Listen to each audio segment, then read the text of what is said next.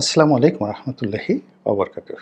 সম্মানিত দর্শক, জয় বাংলা স্লোগান, জয় বাংলা নাম এবং জয় বাংলার যারা সঙ্গী সাথী, তারা এই মুহূর্তে কেমন আছেন বা কেমন চলছে তাদের দিনকাল, এই বিষয়গুলো আপনি যদি জানতে চান, বুঝতে চান, তাহলে আমি যে গতকাল আমার যে অভিজ্ঞতাটা হলো, সেই অভিজ্ঞতাটা আপনাদের সঙ্গে একটু শেয়ার করলেই আপনারা বুঝতে পারবেন।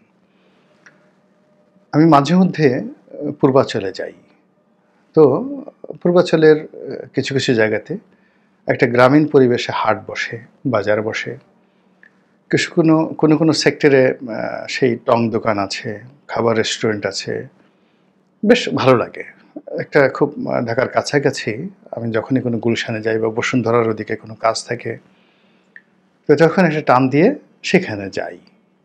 সময় পেলে দুপুরে খাবার খাই কিংবা বিকেলবেলা কোনো রেস্টুরেন্টে ওখানে নাস্তা খেয়ে আসি। আসার পথে সেই পথের ধারে যে সকল গ্রামীণ পরিবেশে কলা থাকে, কচু থাকে, তরি-তরকারি থাকে, কিছু গুঁড়ো মাছ থাকে। এই জিনিসগুলো একেবারে গাছের তরতাজা ডাব থাকে। এগুলো কিনে আনতে ভালো লাগে। মূল ব্যাপার হলো এটা একটা চিত্তের, যাকে বলা হয় এক ধরনের স্বস্তি কিংবা আ মন এবং মননের একটা বিবর্তন। এই যে আবহাওয়ার পরিবর্তন, প্রকৃতির পরিবর্তন, বায়ু পরিবর্তন কিংবা বিভিন্ন জায়গাতে যাওয়া, এই কারণে কি হচ্ছে, মানুষের সৃষ্টিশীলতা বৃদ্ধি পায়। তো আ এজন্য সারা দুনিয়াতেই ভ্রমণ, তারপরে স্বাস্থ্যকর জায়গায় যাওয়া, এক স্থান থেকে অন্য স্থানে বেড়াতে যাওয়া, এই বিষয়গুলিকে খুব প্রমোট করা হয়। আপনাদের নগর জীবনের যে একগুঁয়েমি বা কর্মজীবনের যে যাতাকল কিংবা কোনো একটা কাজ করতে করতে যখন আপনি একেবারে ক্লান্ত বিধ্বস্ত হয়ে পড়েন, তখনই চুলতার কবেকার অন্ধকার বিদ্বেষার নেশা আপনাকে স্বপ্ন তাড়িতে পারে।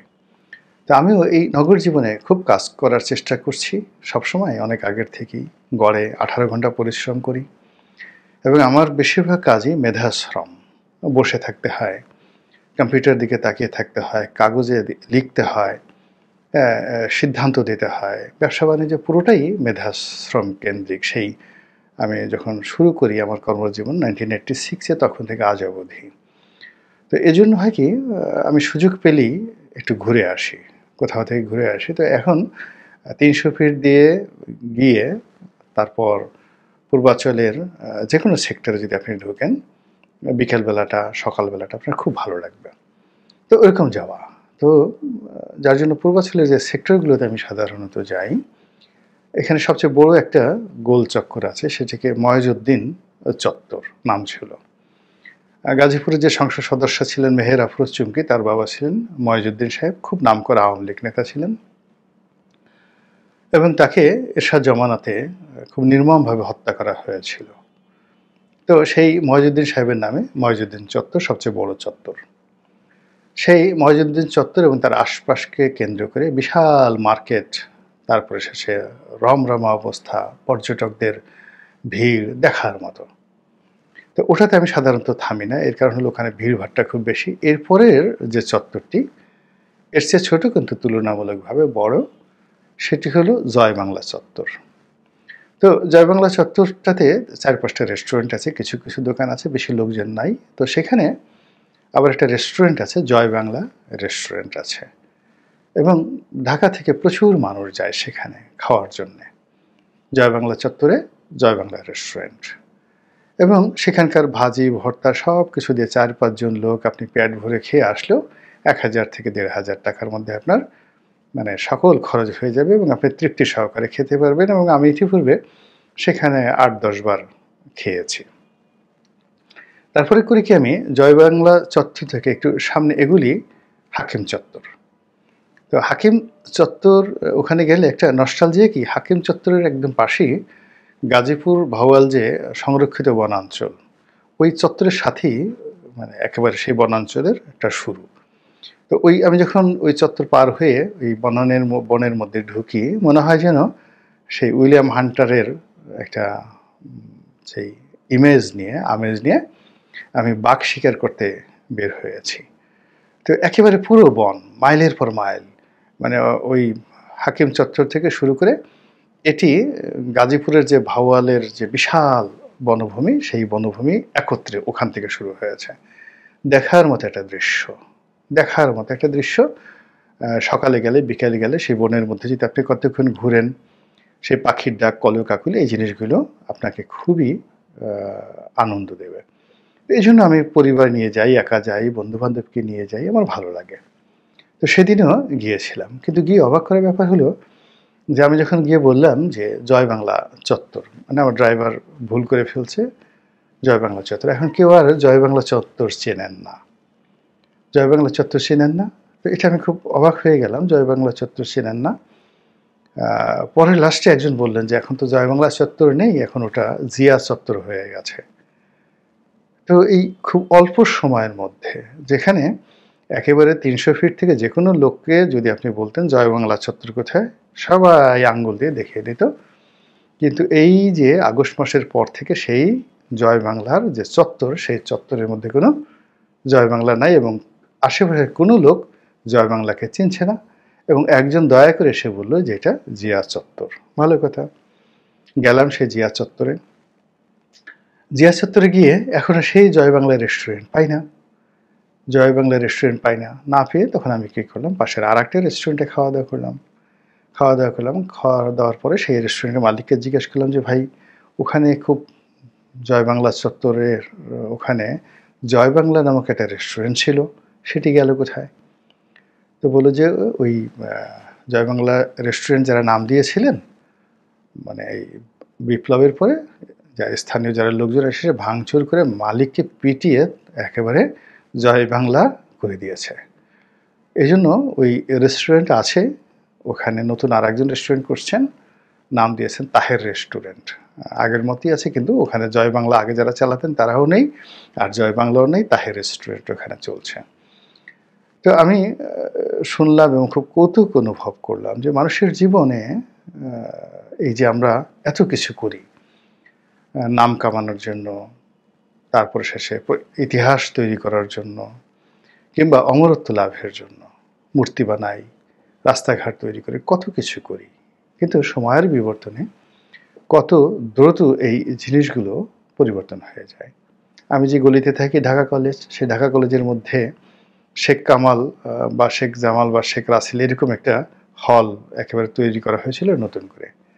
তো গিয়ে দেখলাম সেই সাথে সাথে সেই হলের নাম পরিবর্তন হয়ে এখন সেই বিপ্লব যাকে বলা হয় 2024 এরকম একটা নাম দিয়ে সেখানে নেম প্লেট টানিয়ে দেওয়া হয়েছে। আমাদের এই ঢাকা শহরের কত রাস্তার কত নাম ছিল, কত সুন্দর সুন্দর নাম ছিল। পাকিস্তানি জমানাতে এক ধরনের নাম ছিল, ব্রিটিশ জমানাতে এক ধরনের নাম ছিল, আবার কালের বিবর্তনে রাজনীতির কারণে সেই নামগুলো সব পরিবর্তন হয়ে গেছে। ঢাকা বিশ্ববিদ্যালয়ের সেই ইকবাল হল, আল্লামা ইকবাল, সেই ইকবাল হল পরিবর্তন হয়ে সে হয়ে গেল সার্জেন্ট জহুরুল হক হল। তো এরকম পরিবর্তন হচ্ছে। একসময় সেই চন্দ্রিমা উদ্যান, এটা একসময় ছিল জিয়া উদ্যান, জিয়া উদ্যানকে চন্দ্রিমা উদ্যান হয়ে গেল জিয়া উদ্যান, জিয়া উদ্যান থেকে আবার সেটা চন্দ্রিমা উদ্যানে চলে গেল, আবার সেটা জিয়া উদ্যানে, এখন আবার জিয়া উদ্যান হয়ে যাবে। আর ঢাকা এয়ারপোর্ট যেটা, এটা শহীদ প্রেসিডেন্ট জিয়াউর রহমান প্রতিষ্ঠা করেছিলেন, তার নামে এটা ছিল জিয়া, এবং নামটা খুব সুন্দর ছিল, জিয়া মানে ZIA, Zia. Zia international airport, সেটাকে পরিবর্তন করা হচ্ছে শাহজালাল ইন্টারন্যাশনাল এয়ারপোর্ট করে দেওয়া হলো। চট্টগ্রামে একই অবস্থা, শাহ আমানত সেই ইন্টারন্যাশনাল এয়ারপোর্ট করে দেওয়া হলো। তো এরকম পরিবর্তন, এই যে পরিবর্তনগুলো যখন কোনো একটা বিশেষ উদ্দেশ্য নেওয়া হয় এবং যেখানে কোনো আদর্শ থাকে না, কোনো স্বতঃস্ফূর্ত থাকে না, কেবলমাত্র চাপিয়ে দেওয়া হয়, তখন সেই জিনিসগুলো থাকে না। তো এই যে এখন বাংলাদেশে, সারা বাংলাদেশে জয় বাংলার যে দুরবস্থা, সেই দুরবস্থা থেকে যদি আমরা এখন যারা বিভিন্ন নাম প্রতিষ্ঠা করতে চাই তারা যদি সতর্ক হই, তাহলে হয়তো ভবিষ্যতে এই জয় বাংলার মতো এরকম একটা অবমাননাকর অবস্থায় আমাদের পড়তে হবে না। এ কথা সত্য যে জয় বাংলার মতো এইরকম ইতিহাস সম্বলিত, ঐতিহ্য সম্বলিত এবং মানুষের হৃদয়ে যাকে বলা হয় বারুদের আগুন লাগিয়ে দিত একটা নির্দিষ্ট সময়, এই স্লোগানটি, জয় বাংলার স্লোগানটি, সেটি এখন কালের বিবর্তনে কিছু মানুষের কারণে, কিছু গোষ্ঠীর কারণে এবং কিছু অপকর্মের কারণে এতটা জঘন্য হয়ে পড়েছে যে এখন জয় বাংলা রীতিমতো একটা গালিতে পরিণত হয়েছে। এবং আমরা গত ২-৩ বছর ধরে জয় বাংলাকে গালিতে রূপান্তরিত করার জন্য যত প্রচার করেছি, প্রোপাগান্ডা চালিয়েছি, ফলে এটি আগামীতে আবার নতুন করে তার স্বমহিমায় ফিরে আসবে আমার কাছে সেটা মনে হচ্ছে না। এই কারণ কি বলি যে অনেক ভালো নাম, ভালো কিছু, ইভেন বঙ্গবন্ধুর কথা চিন্তা করেন। বঙ্গবন্ধুর যে জনপ্রিয়তা, তার যে কন্ট্রিবিউশন, তার যে ব্যক্তিত্ব, আমরা এ যুগে কল্পনা করতে পারবো না, এ যুগে কেউ কল্পনা করতে পারবে না।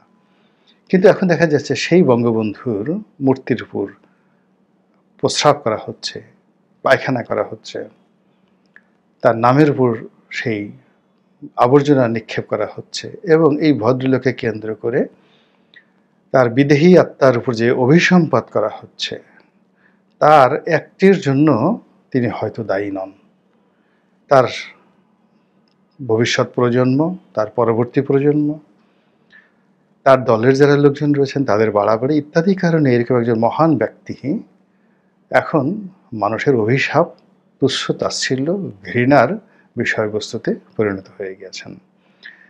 তো স্বাধীন বাংলাদেশে যদি বঙ্গবন্ধুর এই অবস্থা হয়, তাহলে অন্যান্য ব্যক্তি যারা বঙ্গবন্ধুর ধারের কাছেও কখনো যেতে পারেননি, আগামীতেও যেতে পারবেন না, তাদেরকে নিয়ে যদি আমরা বাড়াবাড়ি করি, তাদেরকে যদি আমরা মহামানব বানানোর চেষ্টা করি, তাহলে তাদের পরিণতি এরকম হবে। যেমন এখন দেখেন আওয়ামী লীগের মধ্যেই একটা গ্রুপ বঙ্গবন্ধুর পরিবর্তে তাজউদ্দিন সাহেবকে এনলাইটেন করার জন্য, তাকে ফাউন্ডিং ফাদার্স করার জন্য অনেক কথাবার্তা বলা হচ্ছে।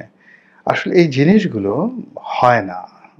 প্রত্যেকটা জিনিসের একটা রাজনৈতিক সমর্থন থাকে, একটা সময় থাকে বিকশিত হওয়ার, এবং সেই সিজন, বিকশিত হওয়ার সেই সিজনটা যদি অতিক্রান্ত হয়ে যায় তখন আর ফুল ফোটে না। তো কাজেই বহু বছর পর আমরা যদি নতুন করে আবার ইতিহাস তৈরি করি, সেই ইতিহাস কেউ পড়বে না। ইতিহাসের জায়গায় একেবারে আবিষ্ট থাকে, নির্দিষ্ট থাকে। তো যেটা বলছিলাম যে এই যে জয় বাংলা নিয়ে এখন জয় বাংলার লোকেরা যে ভীত সন্ত্রস্ত অবস্থায় আছেন, জয় বাংলা নিয়ে তারা যেভাবে গণপিটুনির শিকার হচ্ছেন, জয় বাংলাকে এখন তারা বর্জন করার জন্য, যেখানে যেখানে জয় বাংলা আছে সেটা মুছে দেওয়ার জন্য বাইরের লোকের দরকার নেই, নিজেরা যেভাবে প্রতিযোগিতা করছেন, নিজেরা নিজেদের নাম যেভাবে তারা মুছে দিচ্ছেন, এই কাজটি এখন যারা আছেন ক্ষমতায় তারা যদি স্মরণ করেন এবং এর থেকে যদি তারা শিক্ষা নেন, তাহলে হয়তো আগামী দিনে আমাদের ক্ষয়ক্ষতির পরিমাণটা অনেক অনেক কমবে এবং আমরা একটি স্বস্তিদায়ক ভবিষ্যতের আশা করতে পারবো। মহান আল্লাহ রাব্বুল আলামিন আমাদের সবাইকে হেদায়েত দান করুন এবং হেফাজত করুন। আসসালামু আলাইকুম ওয়া রাহমাতুল্লাহি ওয়া বারাকাতুহু।